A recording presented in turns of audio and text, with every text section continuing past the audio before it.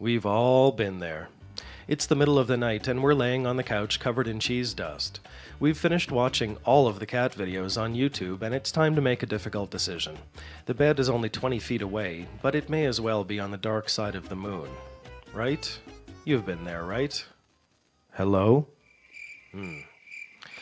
So anyway, we turn on the TV and we're greeted by some loud-talking man who is impossibly happy to be selling a revolutionary mop or some kitchen contraption that will save us roughly 8 seconds over the next 50 years.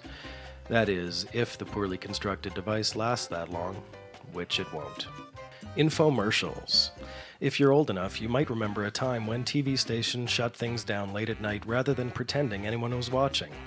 Not anymore, my internet friends. Now the networks sell that precious graveyard time to companies to hawk products that seem to be conceived near last call in a bar somewhere. You've likely asked yourself how any of those infomercials make money.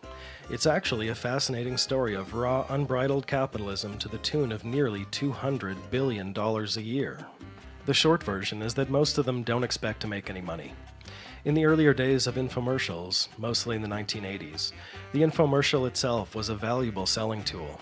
If you can believe it, nearly half of all companies that advertised products in the middle of the night found some measure of success.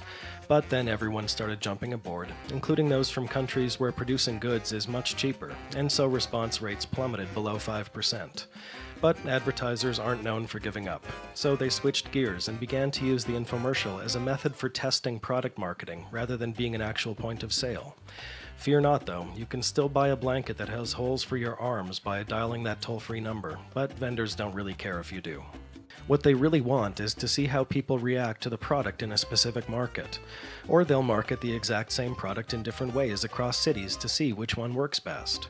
TV stations that are only too happy to have anyone who is willing to pay for that late-night broadcast time will allow advertisers to swap infomercial content out over different days to see how the same city might react to a different pitch.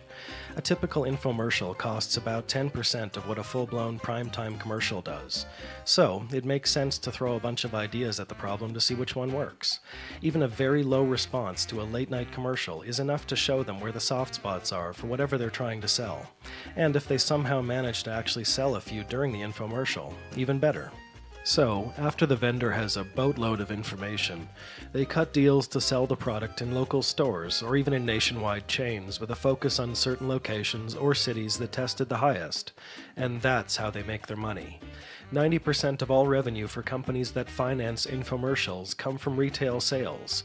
The people who saw the infomercial but didn't call the number are much more likely to make a purchase when it's sitting right there in a store.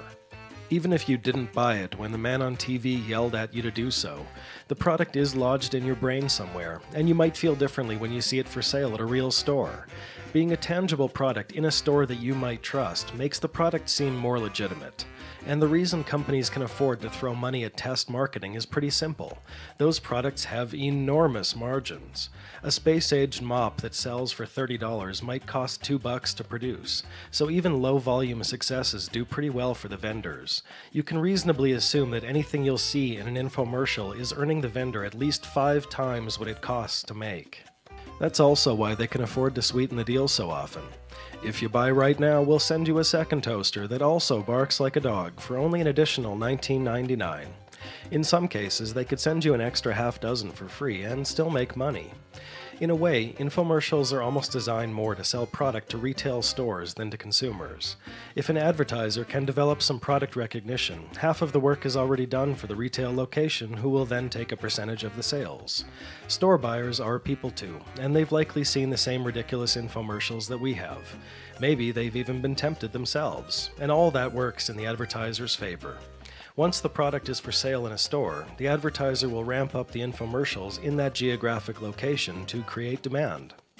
And that's how most of them have worked for almost 2 decades now.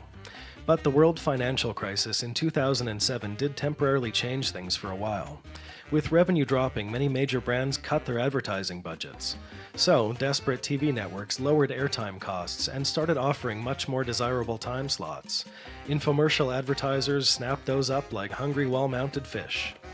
According to a 2008 article in the Wall Street Journal, Smart for Life weight management centers claim to have sold $22 million in products from infomercials that cost just over $500,000 to produce. Now, I'm no economist, but that's a pretty solid return on investment. So, the next time that you can't sleep and you wind up chuckling to yourself over something that you see on late night television, just remember that it's actually a thriving, enormous industry. $200 billion a year, and all from a few bucks of plastic and some clever marketing. Speaking of clever marketing, if you like this video, please clobber the like button below and subscribe for more videos from the WildAC channel. Thanks for watching.